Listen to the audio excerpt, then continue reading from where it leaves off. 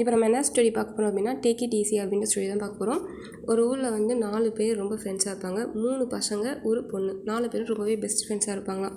அப்போ என்ன ஆகும் அப்படின்னா அவனுங்க 3 பேருமே ரொம்ப வந்து எப்படி சொல்கிறது பொசசிவ்ஸாக இருப்பாங்களாம். ஸோ அதனால் வந்து என்ன பண்ணுவாங்கன்னா எப்போதும் 3 பேர்ட்டையுமே வந்து அந்த பொண்ணு வந்து எப்படி சொல்லணும்னா அந்த பையன்கிட்ட பேசினா இன்னும் 2 பேர் கோச்சிப்பாங்களாம். இன்னொரு பையன்கிட்ட பேசினா மற்ற 2 பேரும் கோச்சிப்பாங்களாம். அது மாதிரி இன்னொரு லாஸ்ட்டாக அந்த பையன்கிட்ட பேசினா மற்ற அடுத்த 2 பேரும் கோச்சிப்பாங்களாம். அது மாதிரி 3 பேருமே வந்து கோச்சிக்கிட்டே இருப்பாங்களாம். உடனே அதனால் இந்த பொண்ணு வந்து சரி ஓகே ஓகே ஓகே அப்படி சொல்லி ஃப்ரெண்டாகவே இருந்துகிட்ருப்பா. அதுக்கப்புறம் ரொம்ப அப்படியே எப்படியே சொல்கிறது ஒரே டைமில் 3 பேரும் வந்துடுவாங்க. அப்போ அவளால் சமாளிக்கவே முடியாதா. அதனால் அவள் சொல்லுவாள் இது மாதிரி 3 பேருமே சண்டை போட்டுப்பாங்களாம். ஏன் நீ வந்து என்கிட்ட மட்டும் தான் பேசணும், நீ ஏன் அவங்கள்ட்ட பேசணும் அப்படின்னு சொல்லி 3 பேருமே சண்டை போட்டே இருப்பாங்களாம்.